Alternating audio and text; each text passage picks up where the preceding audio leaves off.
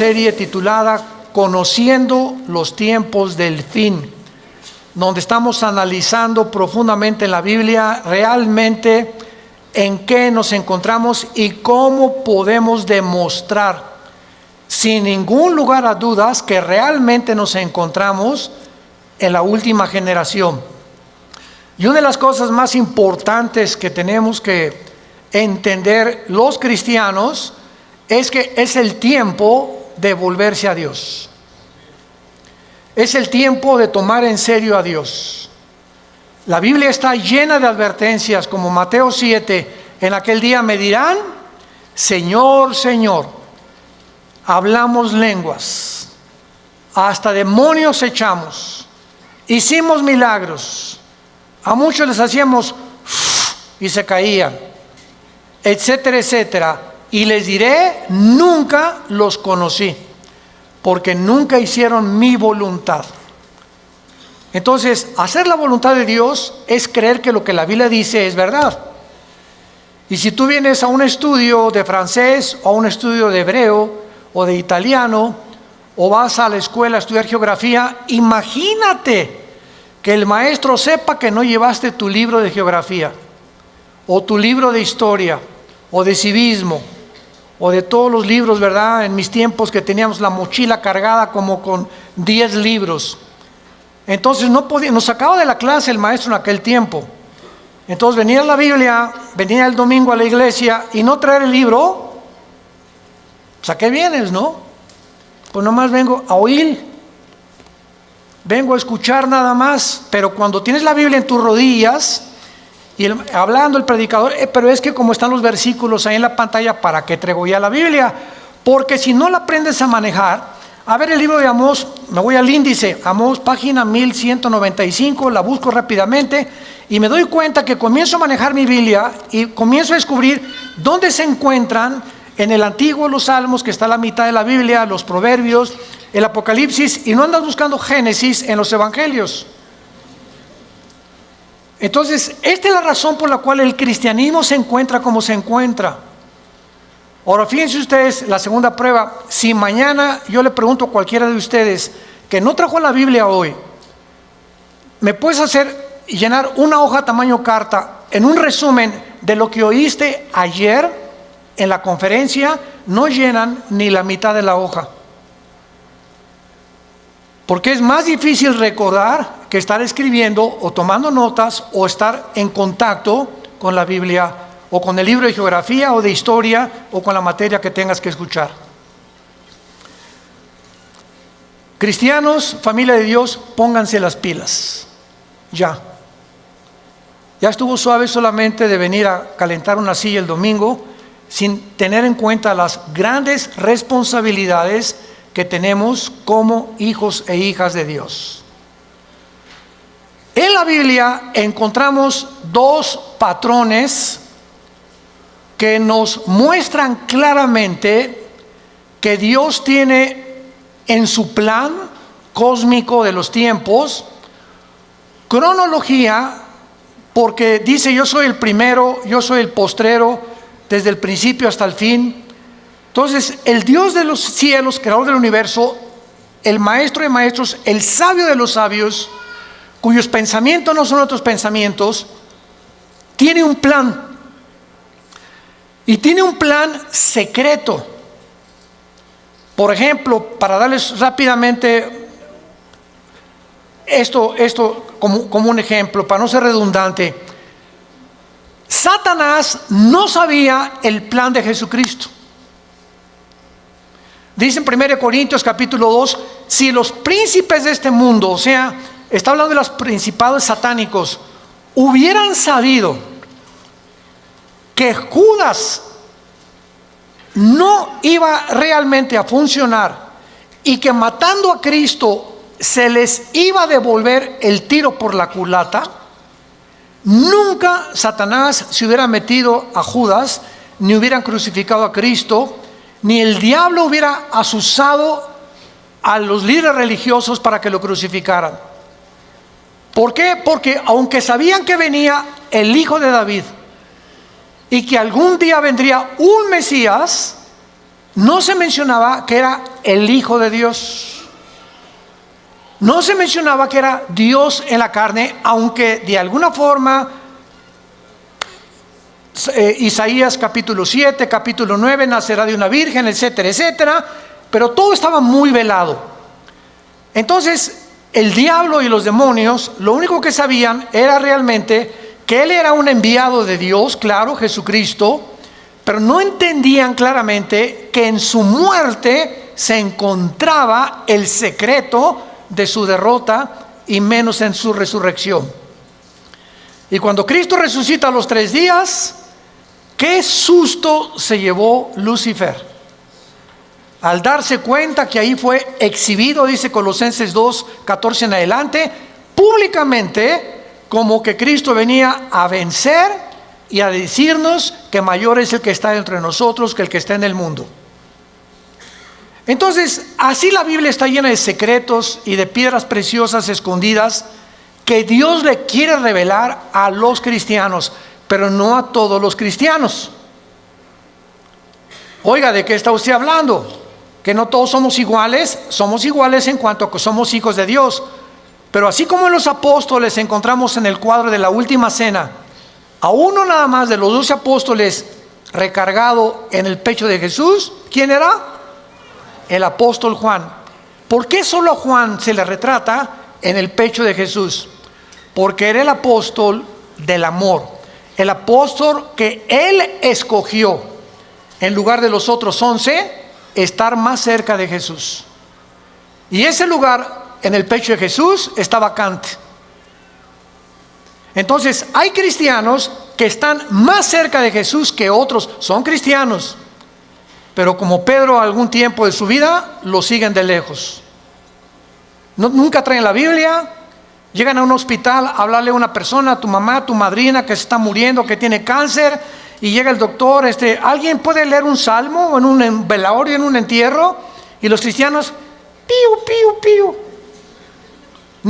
No abre ni el pico, nada absolutamente, porque no sabe ni dónde se encuentran los salmos, ni qué pasaje leerle de la Biblia a un enfermo, o cómo guiarlos y decirles que necesitan el plan de salvación, recibir a Cristo.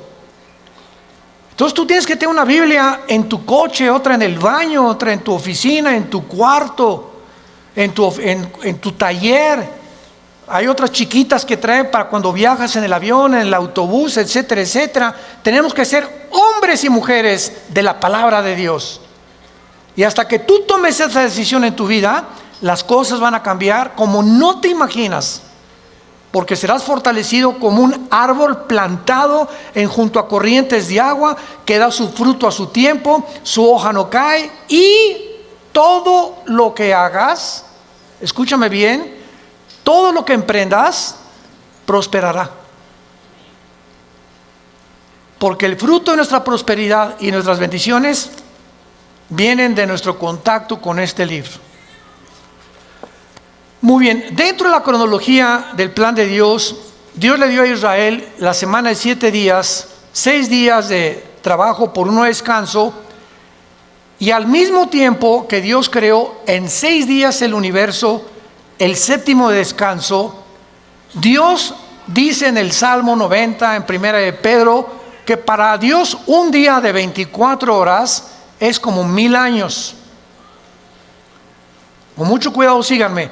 Entonces, estos 6 días de 24 horas, Dios le da a Israel semanas de años también. En otras palabras, bíblicamente, la historia del ser humano, desde Adán hasta que venga Jesucristo en su segunda venida, tienen que pasar 6000 años. Por ahí ya vamos bien. No puede pasar más tiempo porque es el tiempo exacto de Dios.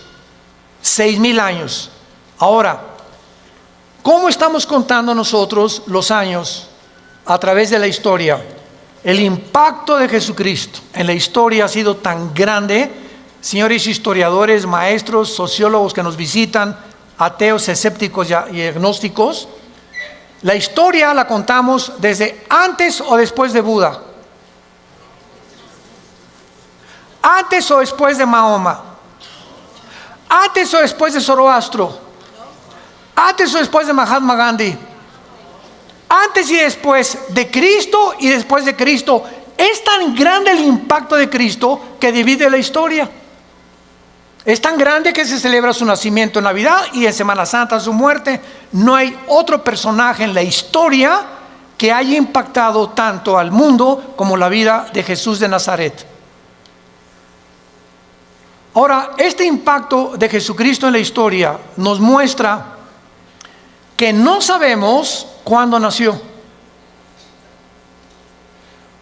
Muchos dicen que nació entre el año 6 o 7 de nuestra era cristiana, no en el año 1.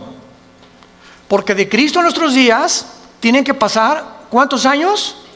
2000 años. A ver, vamos por orden. De Adán a Abraham pasaron 2000 años.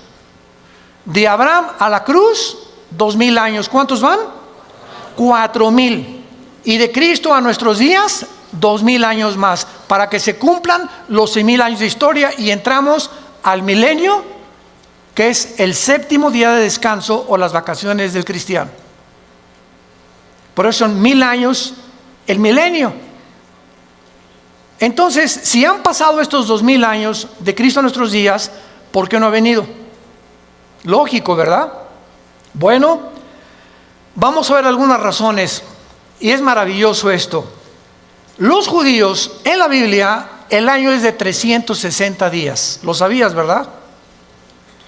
El año de los judíos, o el año bíblico, es lunar, no solar. Los judíos contaban a través de la aparición y la desaparición de la luna como los días, no como nosotros. Y cuando un papa llamado Gregorio, en el siglo II, siglo III después de Cristo, el Papa Gregorio cambió el calendario lunar por el calendario solar que nosotros tenemos, de 365 minutos y segundos. O sea, se le agregaron al calendario 5 días por año, más los años bisiestos. Entonces, aquí hubo un desajuste, porque cuando llegaron los romanos en el año 70 después de Cristo, de que él murió, y finalmente en el año 135 después de Cristo, cuando ya arrasaron con Jerusalén, todos los libros de la Torá y los libros del judaísmo, donde tenían ellos la cronología y la contabilidad de los años desde Adán a nuestros días, de acuerdo a las genealogías de la Torá, desaparecieron.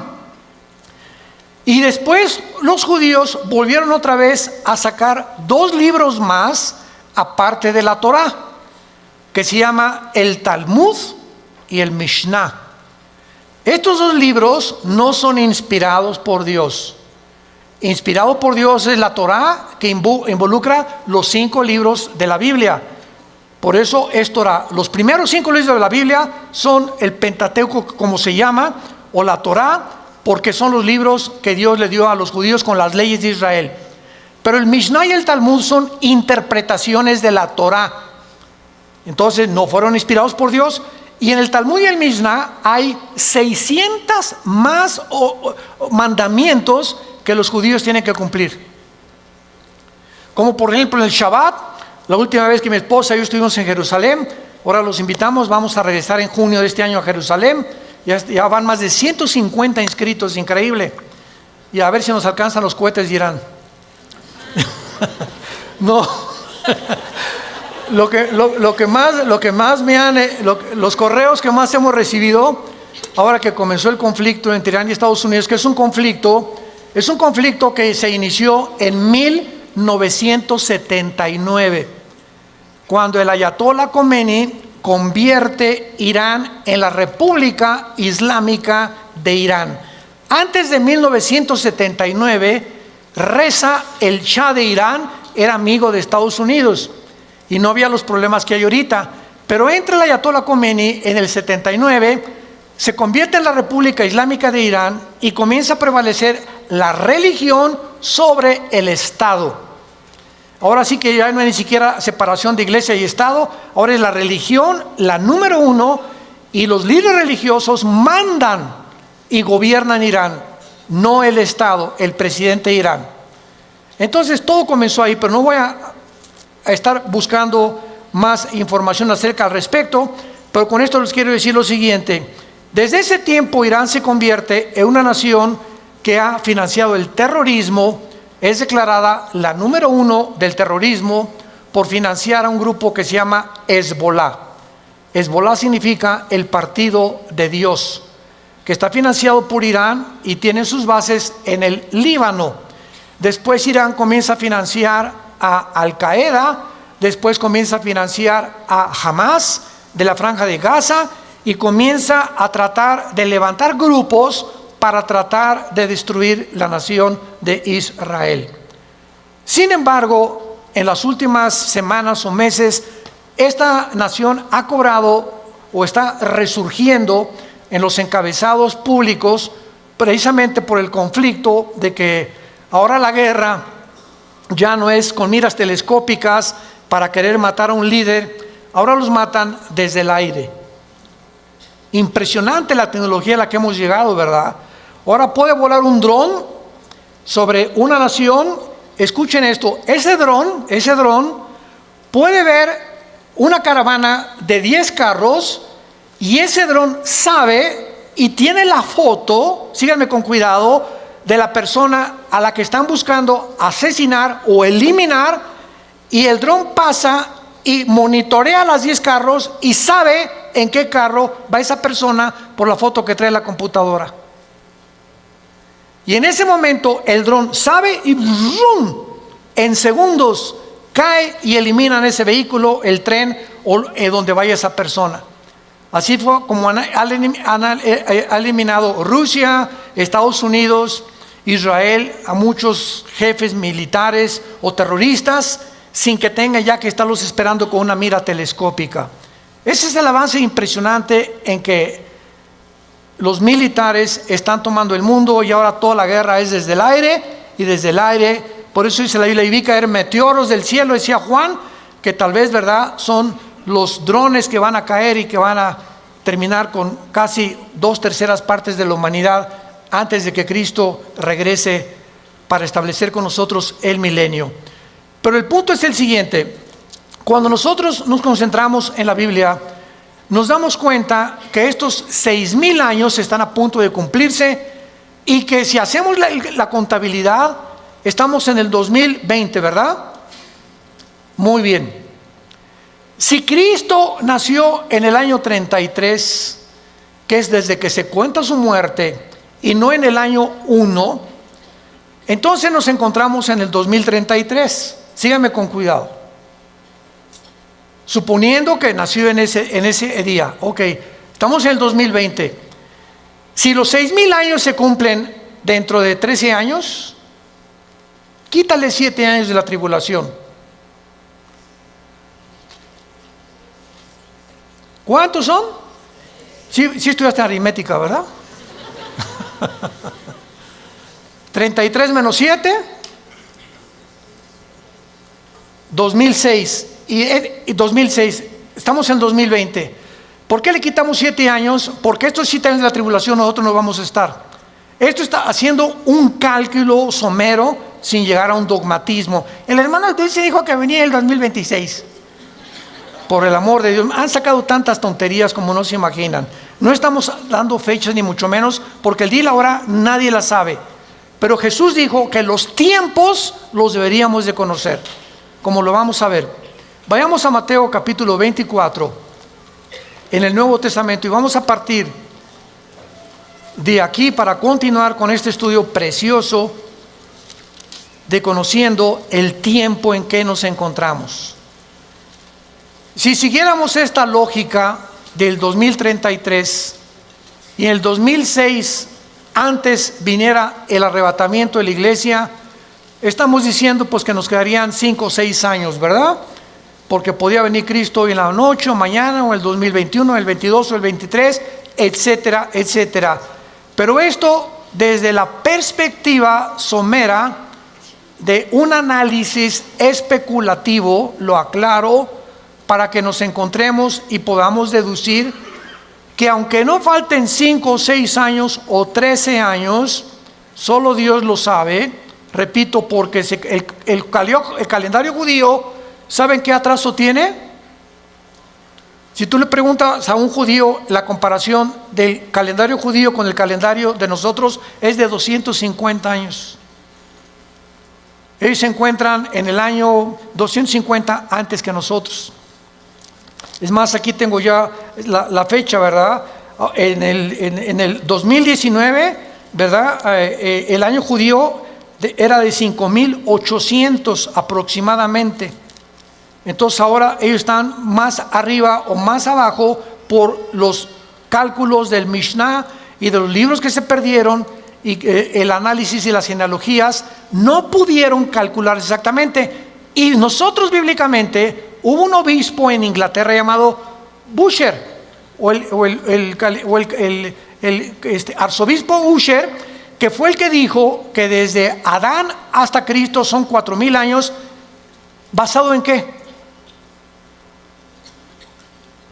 Basado en las genealogías que se encuentran en el capítulo 10 del Génesis. Ahí está la genealogía de las Génesis. Adán tuvo esto y esto y esto, y Isaac tuvo esto y esto y esto, y etcétera, etcétera. Y vienen todas las genealogías de donde descendemos todos. Y basado en esas genealogías, que hay un margen de error de algunos años, se calculó que de Adán a Cristo hay 4.000 años, y de Cristo a nuestros días llevamos 2.000 años.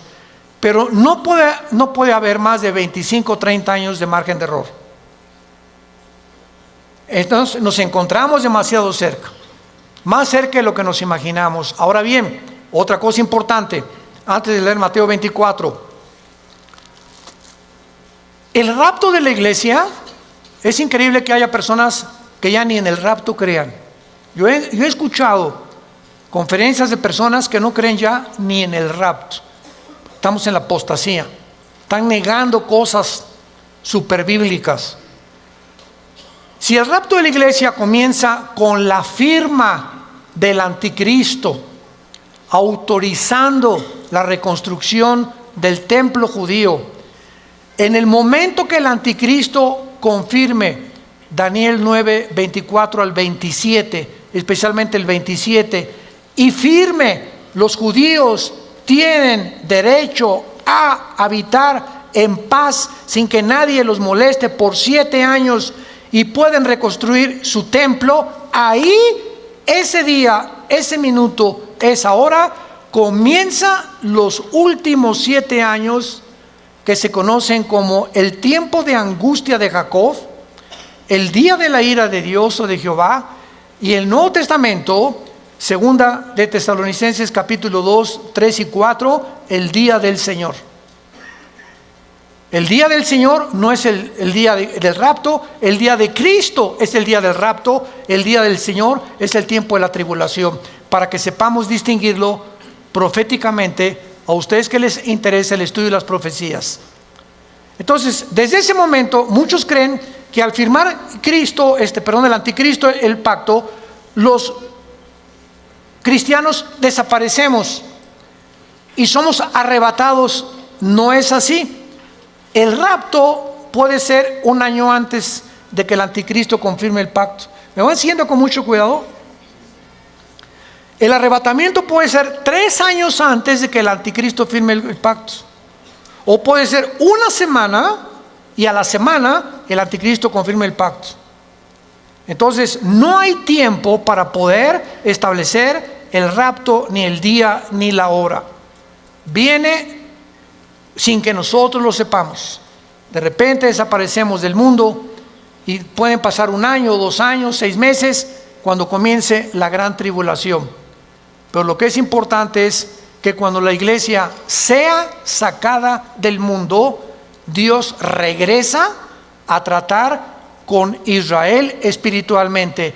En 1948, cuando los trajo y se constituyeron en una nación libre e independiente, ahí Israel renació, resucitó nacionalmente. Entonces los judíos regresaron en el 48 sin convertirse al Mesías, porque hasta la fecha en Israel la mayor parte de los judíos no creen en el Mesías, en Jesús. Solo un judío que se convierte se llama judío mesiánico. Nunca ellos se llaman cristianos. ¿Saben por qué? Porque cuando oyen la palabra cristiano, los judíos asocian el cristianismo con la Iglesia Católica. Y la Iglesia Católica los persiguió más de 250, 300 años en la Inquisición con el señor Torquemada en España. Y a los judíos que no querían aceptar a Roma como la salvación, los torturaron, los quemaron, los abrieron de piernas, a las mujeres les sacaban el bebé del vientre, hicieron terribles cosas que Hitler parecería Pinocho con lo que hicieron los nazis. Entonces los judíos oyen hablar del cristianismo. Cuando veamos a Israel se los vamos a advertir: aguas porque vienen las piedras, O sea, sobre todo en el muro de los templos, cuando están todos los judíos orando, ya ven que ellos hacen así. ¿Saben por qué hacen así al orar ellos? Porque uno de los salmos dice que al orar deben menear la cabeza y recordar que deben recordar lo que están orando. Por eso oran así ellos, entierran sus papelitos en el muro de los lamentos, traen su kipá, cubierta la cabeza. A nosotros se nos prohíbe taparnos la cabeza cuando estemos orando. 1 Corintios capítulo 11. Entonces ellos lo pueden hacer porque son así, esa es su costumbre. Pero ellos, ¿verdad?, no creen en el Mesías y ellos asocian. Si les dice soy cristiano, ellos no saben que el cristianismo no es el catolicismo. El catolicismo es la perversión del cristianismo. El catolicismo nació 250 años después de Cristo. Durante 250 años no hubo papa, no hubo liturgias, no hubo sacramentos, no hubo santos a quienes invocar. No tenías que tomar una cosa o una hostia para decir que estabas recibiendo a Cristo. Pero se convierte Constantino, el último emperador romano, y entonces absorbe el cristianismo antes de él como la religión oficial del Sacro Imperio Romano. Y decimos en mi tierra, es la misma gata pero revolcada. Entonces el Imperio Romano políticamente se da la vuelta y se convierte con el mismo poder, escúchenme, pero religioso. Y desde hace casi 18, 19 siglos, el Imperio Romano es el imperio del Vaticano y gobernó Europa, a los príncipes, a los reyes, y nadie en Europa se podía casar ni a tener negocios sin el permiso de Roma, de la religión. Y los que no pertenecían y aceptaban que el Vaticano era el único representante de Dios, los quemaban, los crucificaban, los echaron a los leones, etcétera, etcétera, etcétera. Ya hablando después del Coliseo romano famoso. Entonces, el cristianismo no es una religión, es una relación personal, viva, orgánica, dinámica, con alguien que está vivo. Y cuando salimos de la religión y nos encontramos con el Jesús resucitado, que quiere entrar a tu vida hoy, tal vez tú no lo tengas, descubres que el cristianismo es diario. Y lo vives diario. Te levantas y tienes tu Biblia. Te acuestas y tienes tu Biblia. Oras por tu familia, oras por tu esposa, oras por los alimentos. Comienzas a asociarte, tienes una comunión con Dios diaria. Por eso se compara con el matrimonio el cristianismo.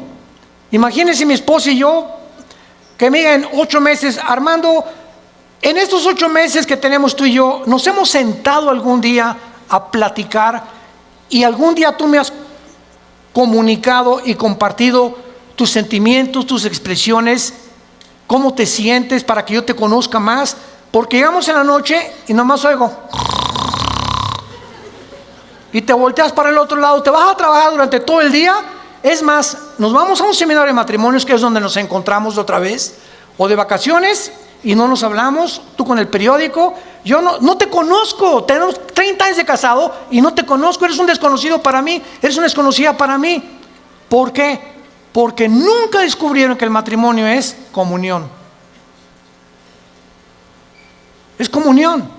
Se pierde la comunicación del matrimonio, perdiste tu matrimonio.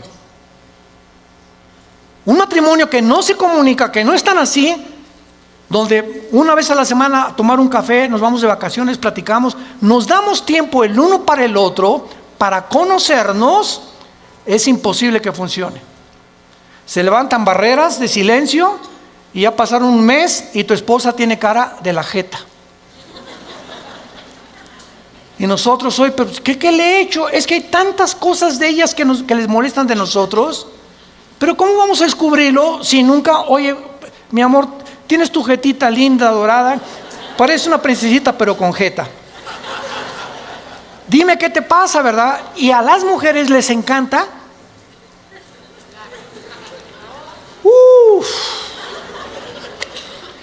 Porque no son como nosotros. Pueden hablar 5 horas, 6 horas con sus amigas, con lo que sea, y se despiden y en el teléfono siguen hablando y desde el carro siguen platicando, etcétera, etcétera. Y cuando llegamos nosotros que no nos gusta eso, y tenemos que entender que a ellos les gusta eso, perdón, ya parece que estamos en un seminario de matrimonios. Ya me estoy saliendo del tema, les pido perdón. Bueno, se van a enojar y así es el cristianismo. Ok, entonces el cristianismo no es una religión, es una relación con Cristo diaria. No es el domingo, imagínate, cada domingo a tu esposa de 5 a 6 te comunicas con ella. Así es la religión. El domingo voy a misa, a la iglesia, y lunes, martes, miércoles, jueves, viernes ni me acuerdo, ni abro la Biblia, ni oro, ni nada. A lo mucho me echo una persinada de vez en cuando va a meter el gol de la América. O cuando salgo a jugar al campo, ¿verdad? O meto un gol, me echo la persinada también. Es la forma en la que el ser humano vive con la religión. En Mateo 24, versículo 32 al 35, es uno de los pasajes claves para saber en qué tiempo nos encontramos. Y es el que queremos analizar brevemente en esta mañana. Mateo 24, 32 al 34. Jesús dice: de la higuera aprendan la parábola. Número 1, para entender esta parábola de Jesucristo, tenemos que entender qué es la higuera, qué es la vid y además qué es el olivo, que son los 3 árboles que se usan, el olivo, la higuera y la vid, para diferentes fases de la vida de Israel. Entonces, por ejemplo, la higuera, ¿verdad? Es, como lo vamos a ver, representa a el Israel. El olivo representa las condiciones de Israel y la vid representa al sistema religioso de Israel. Entonces, cuando Cristo está hablando de la higuera, inmediatamente lo podemos asociar, porque la Biblia no es de interpretación privada, con Israel, porque Israel es la higuera, y hay cantidad de pasajes en el Antiguo Testamento donde se representa a Israel como la higuera. Muy bien, de Israel aprendan la parábola. Ahora ya vamos con un poco más de luz. Cuando ya su rama está tierna y brotan las hojas, noten que no dice el fruto. ¿De acuerdo? Cuando ustedes vean que ya está tierna y las hojas comienzan a salir, que siempre salen antes que el fruto las hojas de todos los árboles, sepan que el verano está cerca. En otras palabras, cuando ustedes vean que Israel renace, ¿cuándo fue esto? El 14 de mayo de 1948, después de casi 2000 años que Israel fue dispersado, exiliado por todas las naciones del mundo.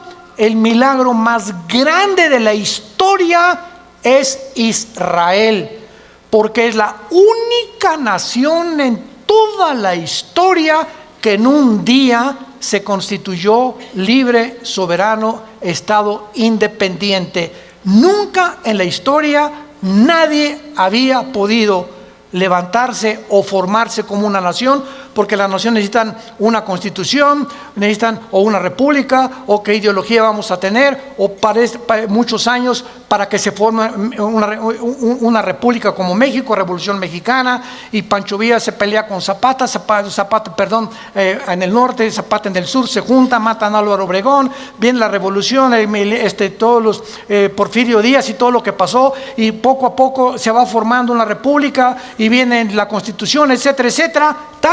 Tarda años muchas veces en tener una constitución y formarse una nación. Israel en un día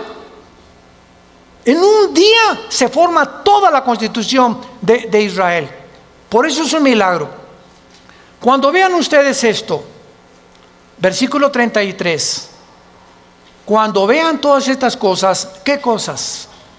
Las cosas que en Mateo 24 oirán de guerras, rumores de guerras, pestes, hambres, terremotos. Será el principio, no el fin, el principio de los dolores. La generación que vea nacer a Israel, ¿quiénes somos? Nosotros. Los que han nacido entre 1946 a nuestra fecha se llaman los baby boomers. Ahorita creo que le llaman los millennials, ¿verdad? ¿O cómo les llaman, Caleva? Los de millennials. Ya tantos nombres, ya yo creo que le llaman los cibernéticos. Bueno, del 46 a nuestros días, una persona que nació en el 46 tiene ahorita 70, 73, 75 años, más o menos.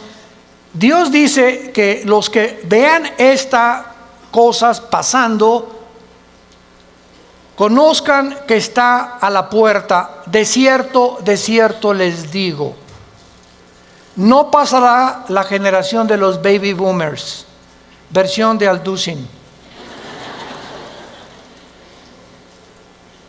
Traduciéndolo al léxico del siglo XXI.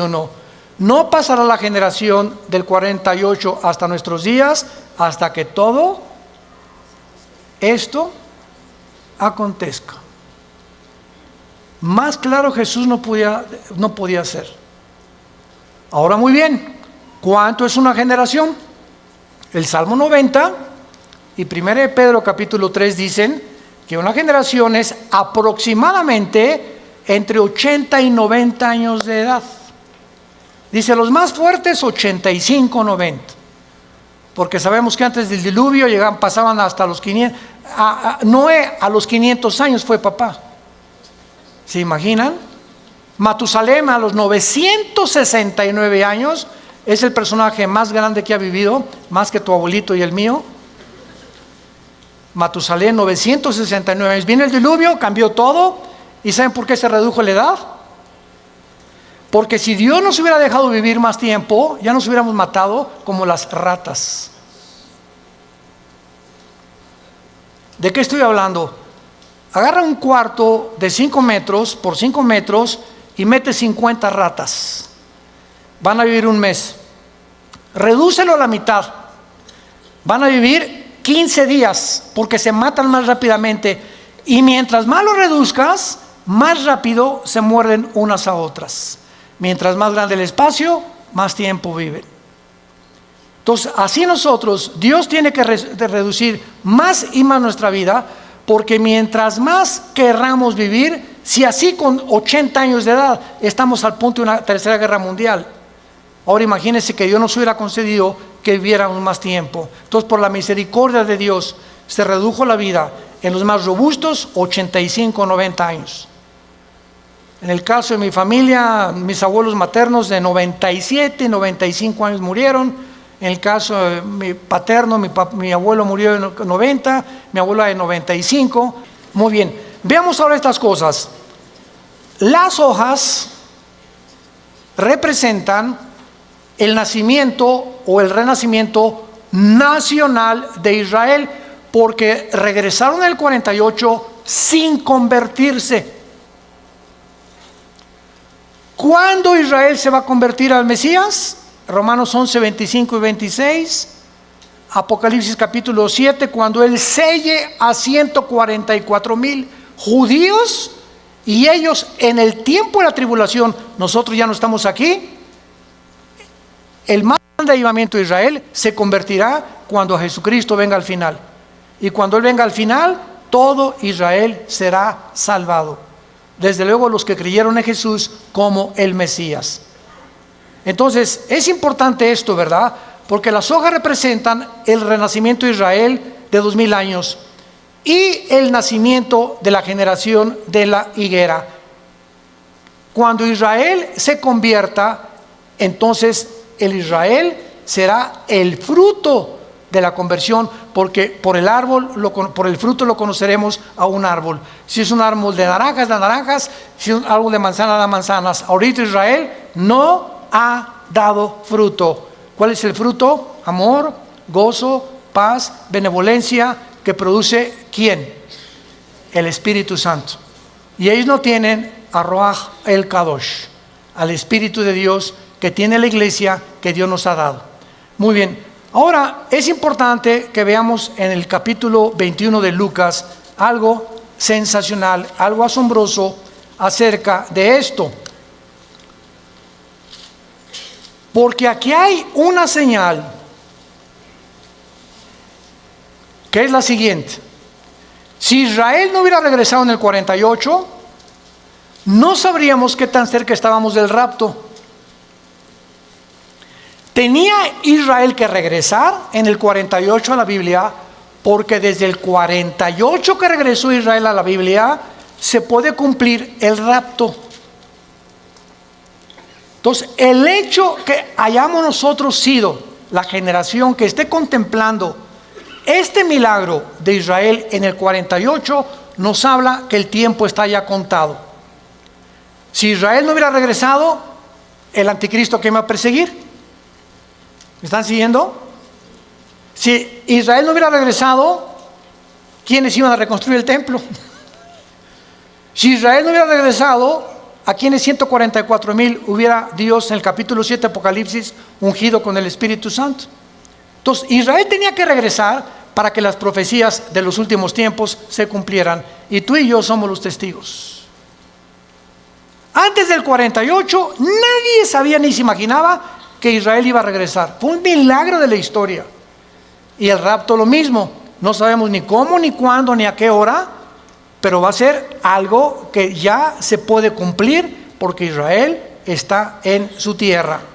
Ahora, en Lucas 21 hay un antecedente maravilloso, y dice en el versículo 29 el Señor Jesucristo: también les dijo una parábola, y está contando Lucas las mismas palabras de Jesús, pero observemos con lupa que Lucas le agrega otras palabras que no tiene Mateo, y nos vamos a sorprender de esto. Miren la higuera. ¿Ya ves que te dije que trajeras la Biblia? Aquí ya me doy cuenta quién la trae. Y todos los árboles. Eso no está en Mateo. En Mateo solamente es la higuera, pero aquí se le agrega que no solamente miremos a la higuera, sino todos los árboles. ¿Quiénes son todos los árboles? En la Biblia, por ejemplo, en el libro de los Jueces, en el libro de los Antiguos Testamentos, los árboles representan dos cosas: naciones y personas. Como en, por ejemplo, Ezequiel 31, el cedro representa al anticristo, y los árboles, las naciones que van a estar alrededor del anticristo. Entonces, Cristo está diciendo: vean el renacimiento de Israel y vean las naciones que a su alrededor de él, en el Medio Oriente, van también en el mismo tiempo y en las mismas épocas a resucitar y a resurgir. Escuchen esto, la Primera Guerra Mundial preparó la tierra para Israel. La Segunda Guerra Mundial preparó a los judíos para la tierra de Israel. Pero para que Israel regresara a la tierra y para que las profecías se cumplieran, antes de 1925-1930 no existía el Medio Oriente. Jesús, María y José y el burrito que los acompaña.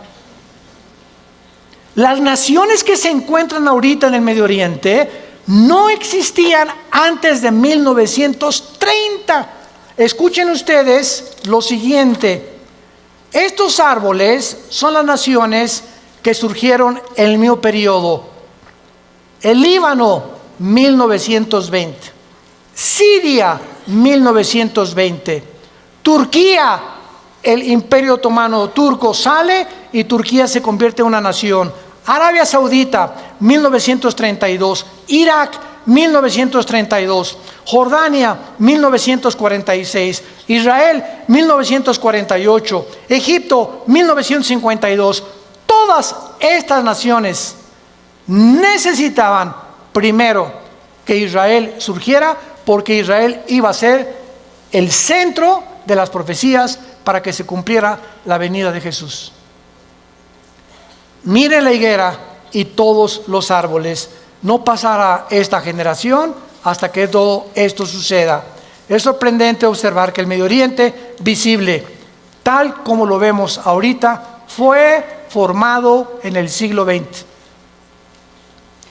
Existía la Mesopotamia, o sea, Siria y Irak, era lo mismo, era el Medio Oriente, pero no estaba la división entre Siria y entre Irak, Transjordania, Jordania, el Líbano, Egipto. Egipto existe desde hace cientos de siglos, pero no estaba formado exactamente con las divisiones geográficas que los ingleses y los franceses, que fueron los que colonizaron con Portugal y España el Medio Oriente, determinaron, y ellos fueron los ingleses y los franceses los que dividieron el Medio Oriente tal como nosotros lo conocemos actualmente. A Israel le asignaron ese pedacito de tierra, a Jordania eso, a Arabia Saudita eso, a Líbano eso, a Siria eso, y fue después de la Primera Guerra Mundial. Estas cosas que están pasando, vemos nosotros que tenían que suceder para que nosotros pudiéramos comprender que las profecías bíblicas tenían que cumplirse. 1945 termina la Segunda Guerra Mundial. ¿Quién gana? Estados Unidos, Inglaterra y Rusia. 1957 se firma el Tratado de Roma, donde Jacques Delors, francés, Europa, unámonos, porque la unión hace la fuerza y Europa tiene que tener una moneda, tiene que tener una constitución, tenemos que unirnos todos. 1967, la Guerra de los 6 días. 1989, cae el comunismo y en ese momento comienza la democracia a elevarse en el mundo.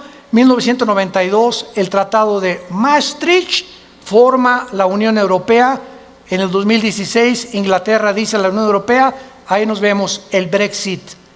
Los ingleses no quieren someterse al euro, quieren mantener su independencia con la libra inglesa, esterlina, y ellos quieren tener su propio gobierno, no quieren pagarle los impuestos a la Unión Europea. Y estos acontecimientos tenían que suceder después de Israel, del 48. Las Naciones Unidas, la Unión Europea, el Mercado Común Europeo, el Fondo Monetario Internacional, la OTAN, la OPEP, todo tenía que formarse después de Israel. ¿Para qué? Para preparar el camino a las profecías que tenemos aquí de los últimos tiempos, y todos estos eventos han sucedido ante nuestros ojos para que sepamos que los cascos del Apocalipsis se escuchan en el cielo. ¿Qué es el 2021? Violencia, incendios en Australia, más de 1.000 millones de especies, ¿me escuchaste bien?, de animales han muerto en Australia. 1 millón de especies casi en las Américas de animales. Y estamos involucrando también a delfines, ballenas, tiburones y peces. Incendios en California, incendios en otras partes del mundo, inundaciones, tsunamis, cambios de clima, ya no hay primavera, ya no hay verano, huracanes devastadores, cada día con más fuerza, grado 3, grado 4, etcétera, etcétera. Nos encontramos en un mundo convulsivo políticamente. ¿Qué será? ¿Será melón? ¿Será sandía? ¿Comunismo o socialismo? ¿O autocracia? ¿O monarquías otra vez? ¿O una oligarquía? ¿O qué sistema? No, vamos a mezclar mejor ya. Comunismo con capitalismo como China. O socialismo pero también con capitalismo. Y es una ensalada del chef en las ideologías gubernamentales y filosóficas, porque el mundo ha llegado a su fin. Ningún sistema ha funcionado, el comunismo cayó, fue un fracaso, se vuelve a desenterrar al mismo muertito, porque la historia nos enseña que el hombre no aprende de la historia. Y cometemos los mismos errores, porque usted es la generación de los milenistas o milenios, o ¿cómo les llaman? Cibernético les llamo yo, ¿verdad? No han experimentado lo que nuestros padres en la Segunda Guerra Mundial, lo que se sufrió, y ahorita el pasado ya no existe para ustedes. Ahorita solamente la computación y esto dinero, y qué carrera es la que más dinero produce, y por acá y por allá, y somos movidos por una ambición, una especulación, una comercialización de todo en todas las cosas, porque el mundo se dirige al comercio. ¿Sabían ustedes eso? El anticristo va a establecer un sistema de comercio en Medio Oriente que va a ser el Plaza Galerías más grande del mundo, en Irak, donde nació tu madrina. Y cuando nosotros veamos estas cosas, nos damos cuenta que el mundo se encuentra en un precipicio, que nos queda muy poco tiempo. Y yo te pregunto, ¿tú eres cristiano? Si me contestas que sí, te hago la segunda pregunta. Desde que tú te convertiste, ¿has guiado a alguna persona a recibir a Cristo en su vida? ¿O eres de las personas que estás en el hospital con tu madrina muriéndose? Pastor, ¿puede venir a hablarle a mi esposa de Cristo? ¿O a mi madrina?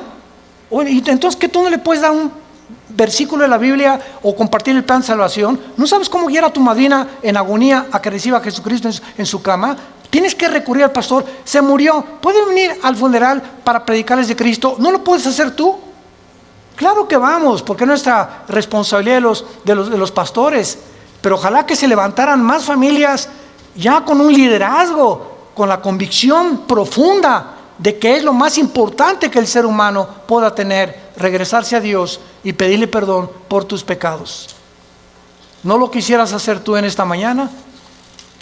¿No quisieras tú considerar ante los acontecimientos que nos rodean que verdaderamente necesitas a Dios?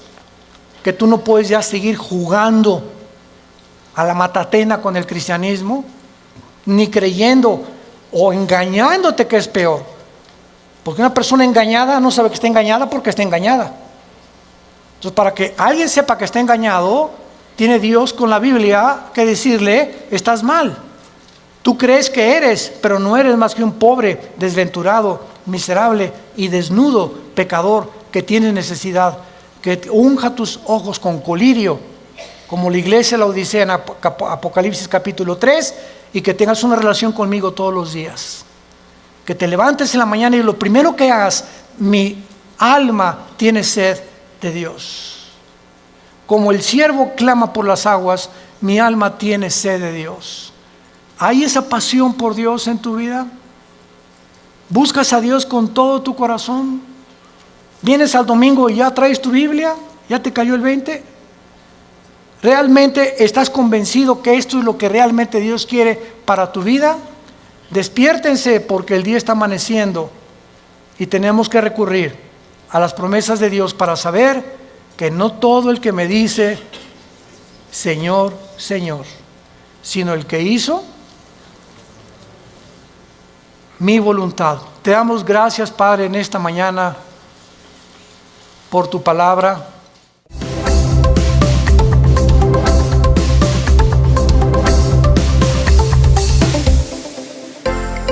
Vida Nueva para el Mundo se sostiene y propaga el mensaje de salvación de Jesucristo gracias a Dios y a tus donativos. Llevemos juntos el Evangelio de Jesucristo al mundo entero.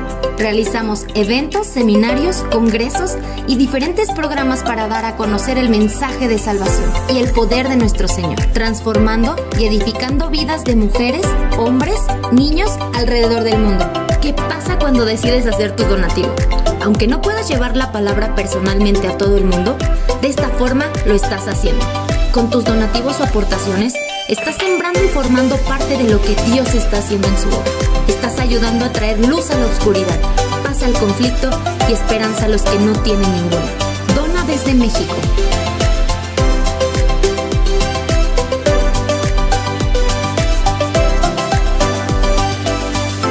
Dona desde Estados Unidos.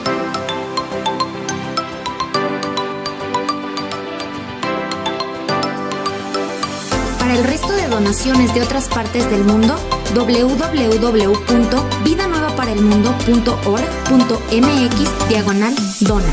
Estamos cumpliendo la gran comisión.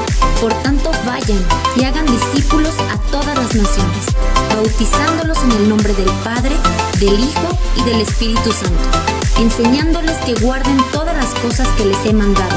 Y he aquí que yo estoy con ustedes todos los días hasta el fin del mundo.